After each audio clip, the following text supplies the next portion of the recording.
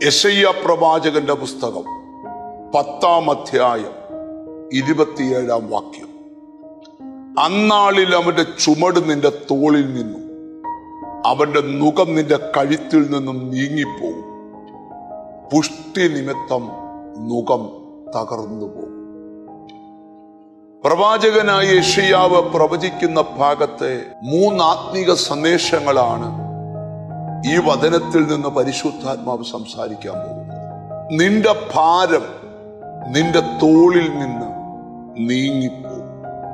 അരുതാത്ത ഭാരം മനുഷ്യജീവിതത്തിൽ കടത്തിവിട്ട് വഹിക്കാൻ കഴിയാത്ത ചുമടെടുക്കുന്ന ധാരാളം പേരെ പരിശുദ്ധാത്മാവ് കാണുക.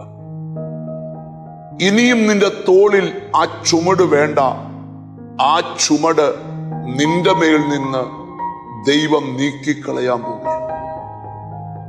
സങ്കീർത്തനത്തിൽ ഒരു വാക്യമുണ്ട്, നിന്റെ കൈകൾ കൊട്ടവിട്ട് ഒഴിയും. ഈ ദിവസങ്ങളിൽ നീ ചുമക്കുന്ന ഭാരം,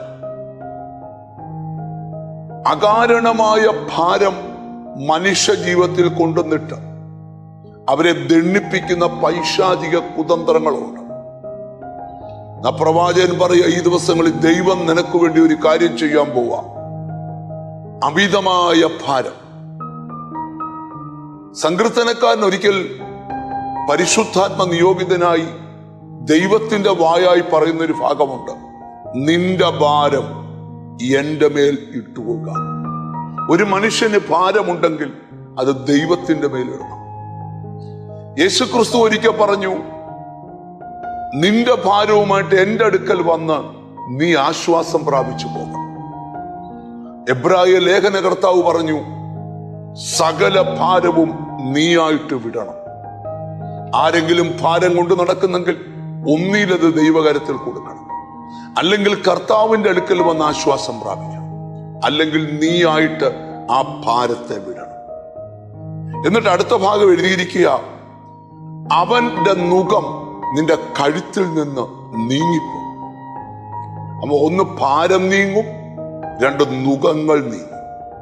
അടുത്ത വചനമാ പുഷ്ടി നിമിത്തം, അതായത് അഭിഷേകം നിമിത്തം നുകം തകർന്നു പോകും. ഇനി ആ നുകം നിന്റെ മേൽ വേണ്ട. ഇനി ആ ഭാരം നിന്റെ മേൽ വേണ്ട. ദൈവത്തിന്റെ അഭിഷേകം നിന്റെ മേൽ വരുമ്പോൾ ആ നുകങ്ങൾ തകർക്കപ്പെടും. നുക കൈകളെ ഒടിച്ചു നിവർത്തി നടത്തിയെന്ന് ലേവ്യ പുസ്തകം 26-ാം അധ്യായത്തിലെ വചനത്തിലുണ്ട്. ഈ ദിവസങ്ങളിൽ നീ നിവർന്നു നടക്കണം. അഭിഷേകം നുകത്തെ തകർക്കും. ഒന്നിച്ച് പ്രാർത്ഥിക്കാം. കാരുണ്യവാനായ ദൈവമേ, സ്വർഗസ്ഥ പിതാവേ, അകാരണ ഭാരം മനുഷ്യ ജീവിതത്തിൽ കൊണ്ടുവന്നിട്ട് അവരെ ദണ്ഡിപ്പിക്കുന്ന ഭാരങ്ങളെ, ചുമടുകളെ നീക്കുന്ന ദൈവമേ, നുകങ്ങളെ നീക്കുന്ന ദൈവമേ, എന്നോട് ചേർന്ന് പ്രാർത്ഥിക്കുന്ന മക്കളെ നിന്റെ നാമം ചൊല്ലി പിതാവിന്റെയും പുത്രന്റെയും പരിശുദ്ധാത്മാവിന്റെ നാമത്തിൽ അനുഗ്രഹിച്ചു പ്രാർത്ഥിക്കും.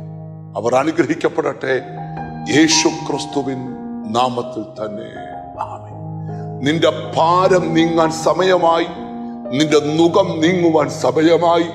അഭിഷേകത്തിന്റെ മുമ്പിൽ നുകങ്ങൾ തകരാൻ സമയമായി. God bless you.